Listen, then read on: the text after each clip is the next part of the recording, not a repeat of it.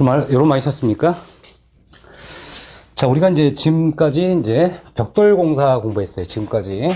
요번에 공부할 부분은 블록 공사죠. 블록과 돌쌓기예요. 그럼 일단 오늘 블록 공부를 해야 되니까 지금까지 공부했던 벽돌과 비교를 해볼까요? 우리 이제 벽돌과 블록이다. 이 돌쌓기까지 우리 뭐라 그래요?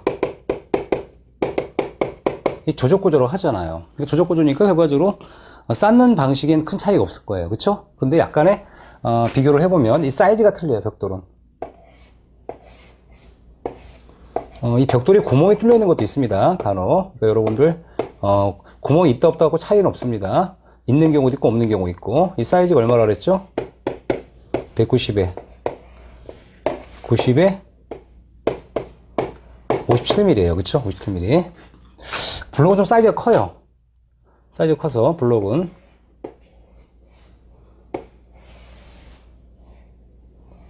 규모가 벌써 커지죠.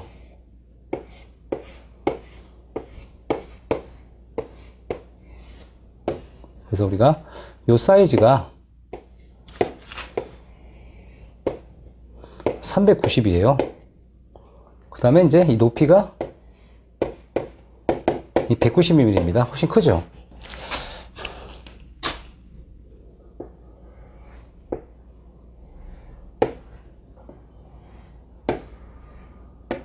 이렇게 형성되어 있습니다. 자, 그렇다면 이제 우리가 안에도 이제 약간 보이겠죠? 이렇게. 그 다음에 이제 공통사항 중에 하나는 뭐예요? 줄눈이에요. 줄눈. 수평 줄눈이나 이런 것들 수직 줄눈이나 10mm를 기준으로 합니다. 똑같습니다. 10mm입니다. 10mm. 그 다음에 쌓기 몰타를 만들겠죠? 쌓기용 접착은 모르타르로 보통 해주는데요. 쌓기용 모르타르라는 것은 시멘트와 물과 모래를 반죽해서 쌓아줍니다. 쌓아줘요. 자, 이때 이제 이 벽돌에 일일 쌓기가 있어요. 일일. 하루에 쌓기의 표준이 있죠. 표준은 1.2m 이내인데 블록 같은 경우는 그렇죠? 1.5m 이내를 일일 쌓기 표준으로 하는 겁니다. 약간 차이가 생기죠. 자, 그 다음에 이 조적구조의 공통사항은 내력벽이에요. 내력벽. 그렇죠? 내력벽 쌓기가 있고 아닌 게 있는데 이 내력벽을 쌓기 위해서는 우리가 원칙이 있어요. 원칙은 막힌 줄을 해야 돼요. 그러면 이 블록 같은 경우도 원칙은 뭐가 될까요? 블록도 원칙은 막힌 줄을 해야 되는 거예요. 무슨 줄을? 수직 줄을 얘기하는 거죠. 막힌 줄을 합니다. 그럼 이 내력벽 쌓기를 블록 하겠다 그럼 얘도 마찬가지로 막힌 줄을 해요. 근데 우리가 이 블록 쌓기는 예외 규정이 있어요. 벽돌은 없는 예외 규정이 뭐냐면 때에 따른 이 통줄눈으로 하는 경우도 있습니다. 통줄눈. 그 통줄을 하는 경우는 언제냐? 통줄을 하는 경우는 우리가 이 보강블록 구조라 그래요. 이 보강블록의 의미가 뭐냐면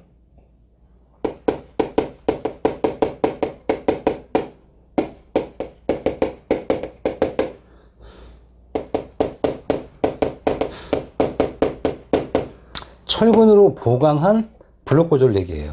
이걸 줄여서 그냥 보강블록 구조라고 하고요. 그 다음에 과거에는 얘를 과거에는 가장 일반적인 보편적인 그 표준형이 시멘트 블록이라 그랬어요. 근데 시방서에 시멘트 블록이 없습니다. 이게 개정되면서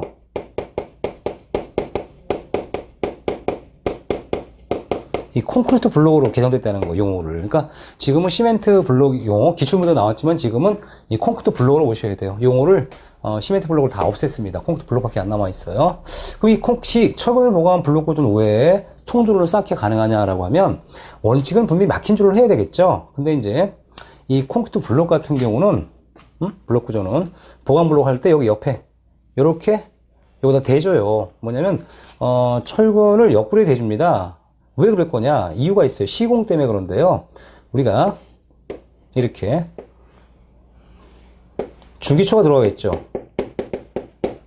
주기초가 들어가고 이후에 블록이 들어가는데, 이때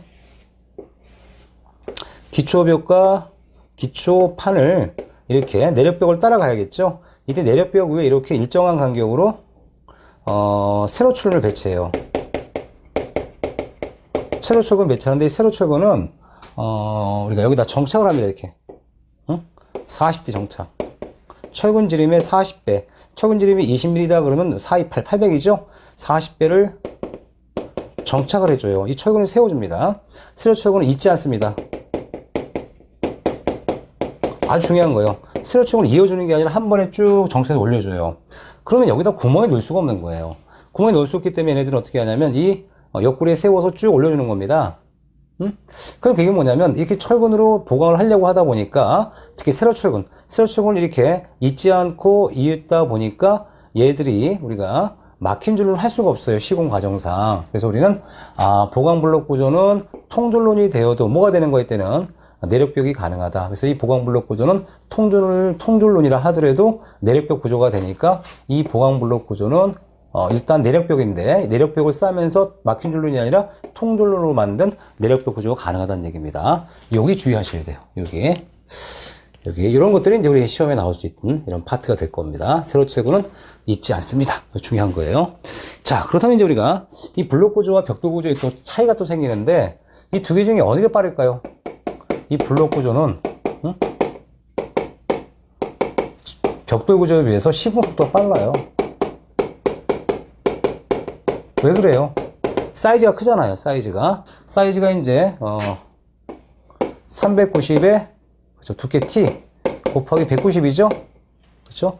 그럼 왜 T가 들어갔느냐? 그럼 T라고 하는 것은 사제칠 수가 있어요. 이렇게 100mm짜리가 있고요, 150짜리가 있고, 190이 있고, 210이 있어요. 두께가 이렇게 네 가지 사이즈가 있기 때문에 100, 150, 190 이렇게 외워야 돼요. 분명히 390에 T 곱하기 190인데 이때 두께는 100, 150, 190, 210이 있구나. 이때 이렇게 얘는 안 되지만 요 세 가지는 요 두께가 된다 그러면 이 보강블록 구조 내력벽 쌓기는 최소 150mm 이상 되니까 얘는 내력벽 쌓기에 이용되는 게 바로 150, 190, 210입니다. 이 100mm는 내력벽이 안 돼요. 내력벽 쌓기가. 그래서 내력벽 쌓기는 최소 기본적으로 벽 두께가 150mm 이상 되어야 되는 겁니다. 기억하시고요. 그래서 어쨌든 사이즈가 크니까 시험도 굉장히 빠르다는 겁니다. 시험도 빠르다. 자, 그 다음에 이제 이 블록 구조는 그러니까 몇 줄씩 안 써요. 뭐냐면 벽돌 구조 같은 경우는 이 사이즈가 작으니까 이런 식으로 해서, 그쵸? 이런 식으로 해서 이렇게 또는 이렇게 쌓아서 하면 이 두께가 얼마가 돼? 이렇게 벽돌을 쌓았다 그러면 이 두께가 우리가 0.5, 0.0.2니까 1.5B가 되잖아요. 이렇게 이제 몇 개씩 이렇게 겹쳐서. 그런데 이 블록이 1.5B, 그럼 90, 100, 290이죠. 그럼 1.5B는 290mm가 돼요. 그렇죠? 이렇게 만들어준단 말이죠. 근데 얘는 굳이 뭐 그럴 필요 없이 그냥 한 줄만 해도 210이 되잖아. 그러니까 현재 얘는 이렇게 블록 구조는 이렇게 몇 개씩 쌓는 게 아니라 한 줄로 쌓아줍니다. 보통 한 줄로 쌓았기 때문에 우리 약간 다르다 생각하시면 되고요. 그래서 이제 나와 있는 얘기가 뭐냐면 블록 쌓기 유의사항이 나오죠. 유의사항 블록 쌓기 유의사항이 나오는데 첫 번째 나온 게 바로 뭐냐면 물축이면 모르타로 접촉면만 하겠다.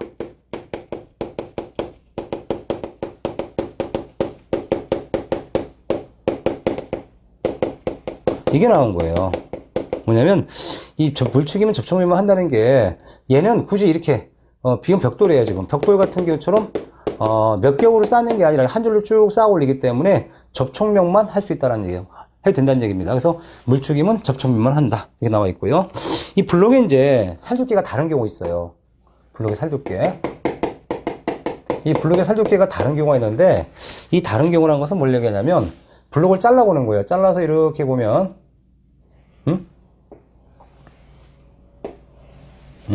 여기 보면은 자, 두 가지 경우를 생각할 수 있어요.